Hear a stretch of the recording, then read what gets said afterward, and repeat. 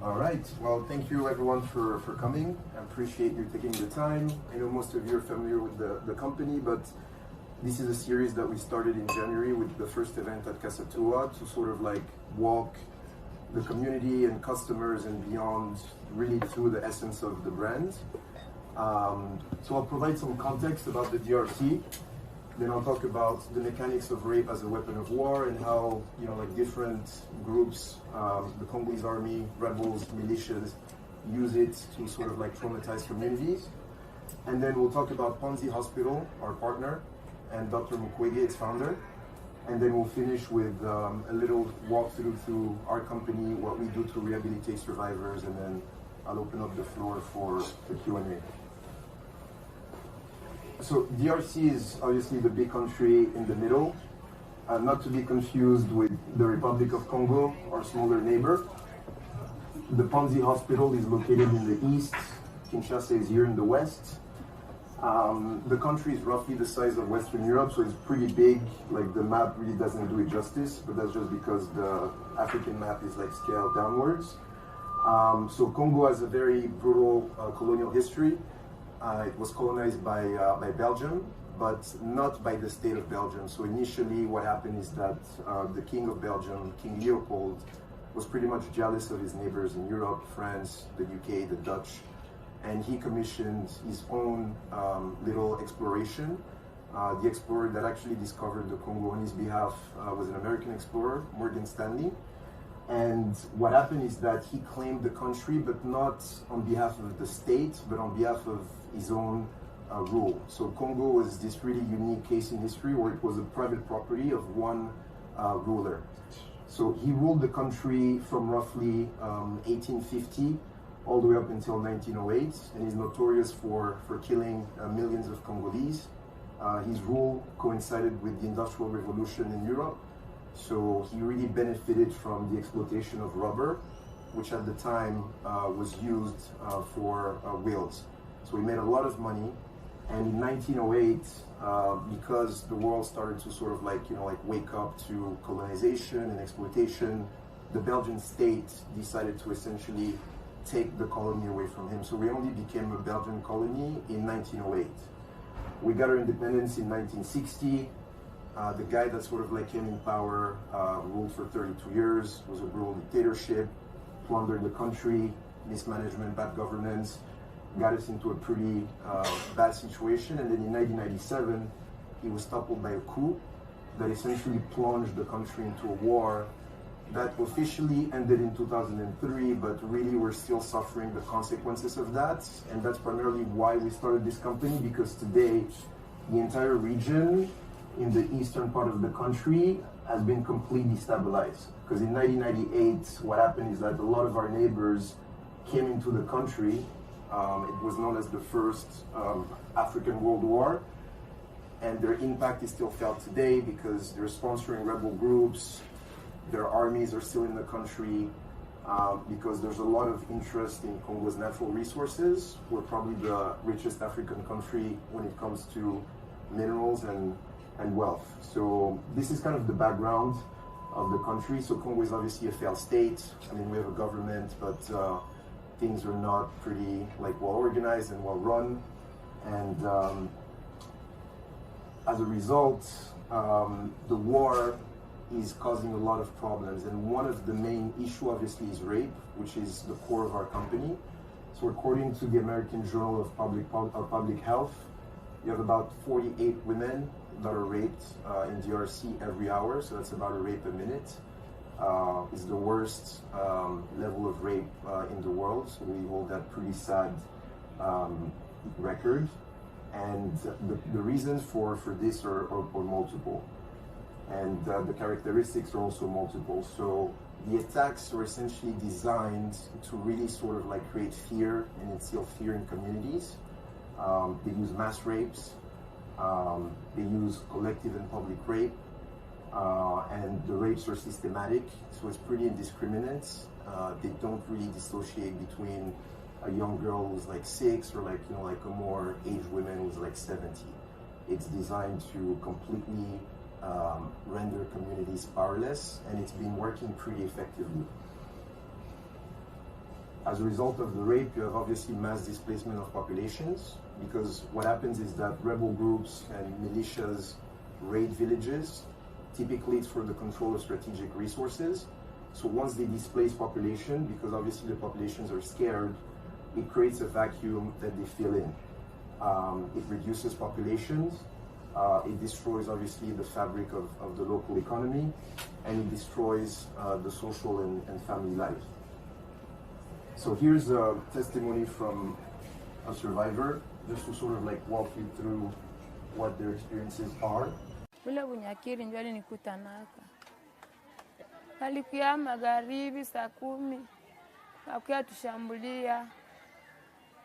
Batoto kushangilia hivi bakaanza banabakatakata na mipanga na bababo. Ndio bakaniingilia kuchumba nilikimbiliaka bakanibaka. Batano bote ndio balinipitaka hapo. Mie balinibakaka na bakachoma nyumba yote. So this man is essentially the reason we started this company, Dr. Denis Mukwege. He was studying gynecology in France, and all he wanted to do was to come back in his country and open, like his network of clinics for profit.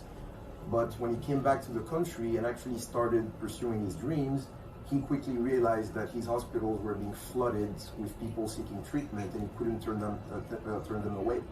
So he essentially transformed from like a pretty classic gynecologist to a specialist in the treatment of pretty graphic, gynecological trauma. He opened his hospital in 1999 in the city of Bukavu in the east, and in 2018 he won the Nobel Peace Prize, obviously for the work he's been doing in the region. And the winning of his Nobel Peace Prize really helped us, us being the country, because it's started to really shine a spotlight on the issue. And now you've got more organizations that are getting involved and are trying to alleviate the pain of some of these communities. Here are some statistics about the work he's been doing. He's treated about 68,000 survivors to date, and they also provide, a wide array of treatments at the hospital. So when you aggregate the entirety of what they provide, they've treated about 400 plus thousand people. He also developed a very specific model that they called the Panzi holistic model that basically relies on 4 pillars. So the first pillar is medical care. So that's you're essentially bruised from a rape, and you come and you seek medical care. They'll provide that for you. Then there's psychosocial assistance. So that's more actually treating the trauma from a psychological standpoint. They provide legal services, because one of the big things that Dr. Mukwege talks about is that in order for the survivors to sort of heal, they need justice. And that's a concept that he's constantly pushing. So Ponzi actually has all these legal clinics where if you want, and they encourage you to, you can seek justice. And then finally, they have the socio-economic reintegration programs, and that's where Congo Clothing sort of focuses its resources. So that's job skills training, so teaching the survivors a marketable skill so that once they get out of the hospital, they have something they can do and provide for their families. And that one is very important. So based on the 4 pillars, we decided to create a Congo Clothing Company. So for us, we decided to use fashion because obviously this is a very difficult and sad issue.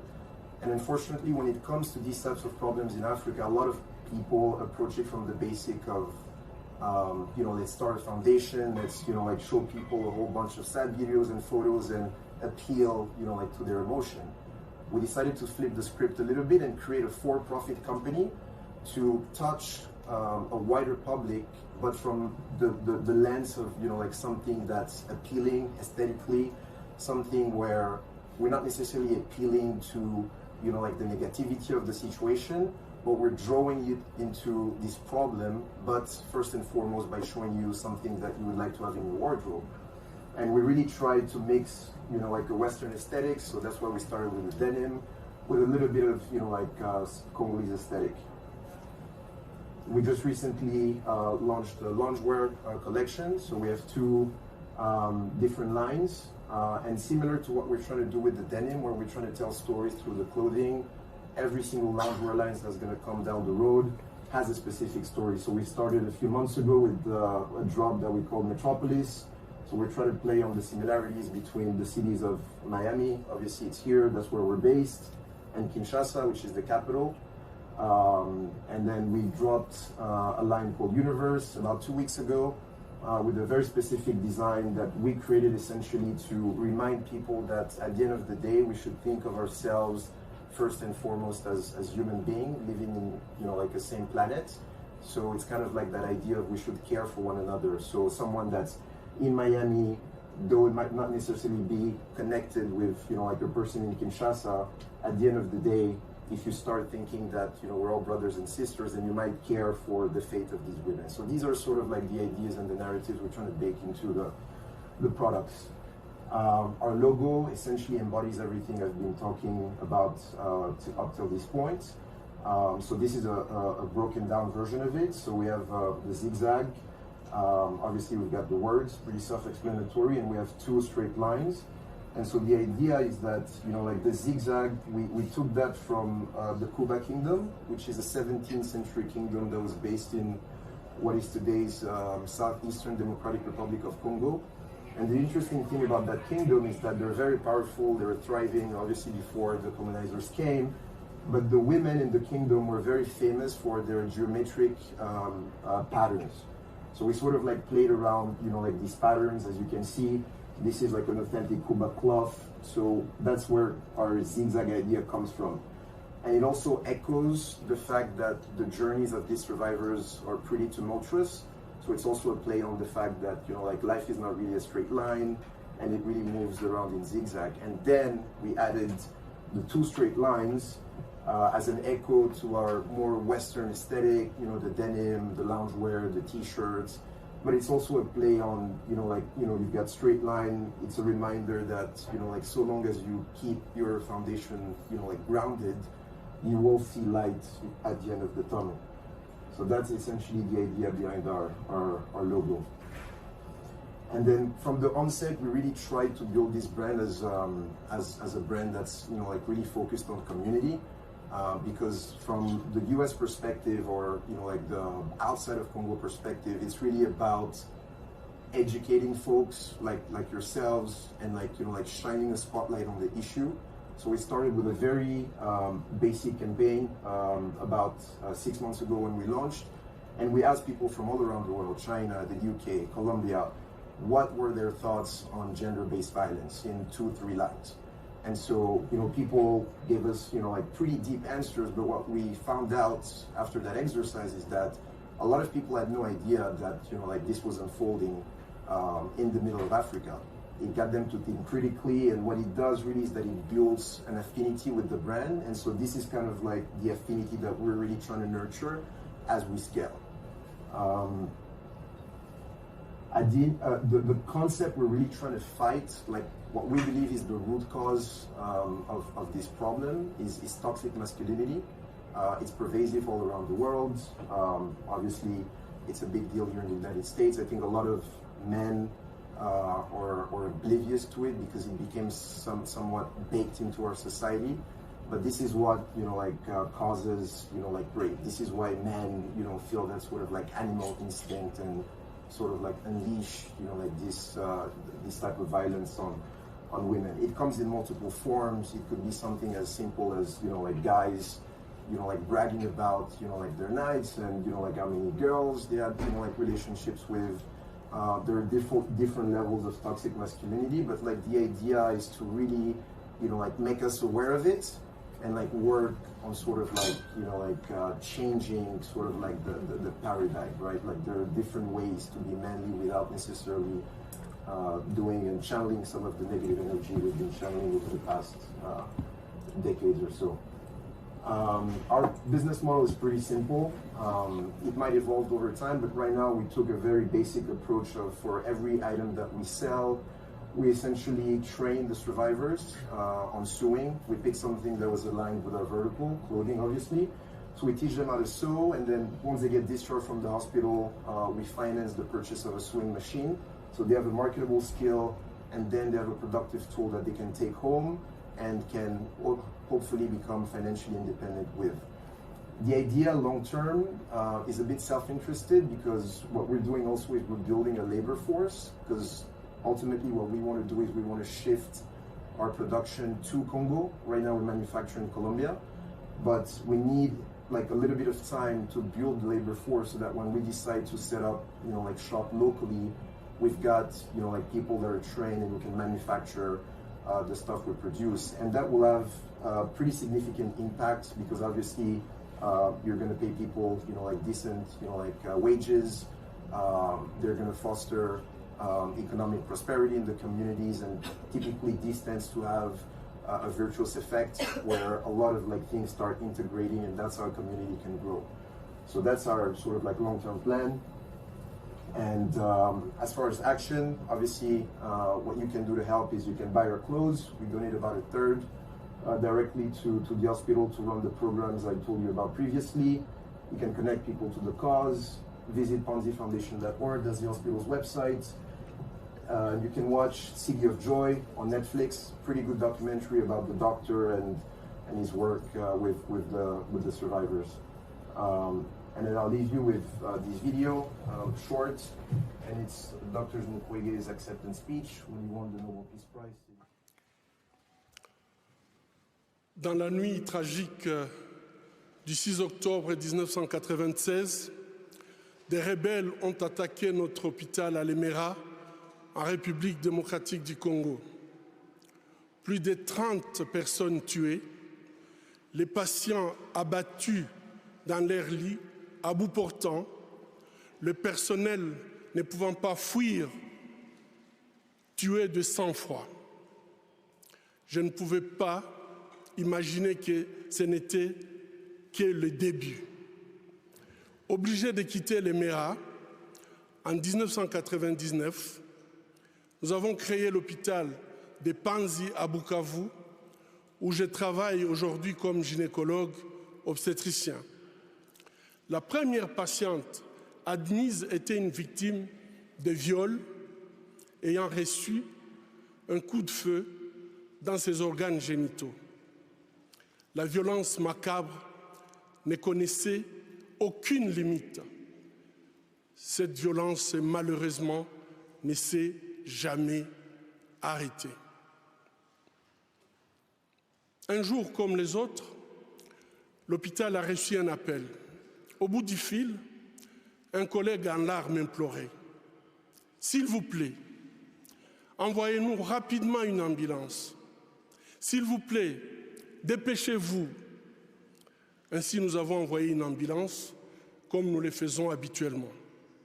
2 heures plus tard, l'ambulance est revenue. À l'intérieur, une petite fille de juste 18 mois. Elle saignait abondamment et a été immédiatement amenée en salle d'opération. Quand je suis arrivé, les infirmières, toutes en larmes, la vessie du nourrisson, son appareil génital, son rectum étaient gravement endommagés par la pénétration d'un adulte. Nous prions en silence. Mon Dieu, dites-nous que ce que nous voyons n'est pas vrai. Dites-nous que c'est un mauvais rêve. Dites-nous qu'au réveil, tout ira bien. Mais ce n'était pas un mauvais rêve. C'était la réalité. C'est devenu notre nouvelle réalité en République démocratique du Congo. All right, so this is the end.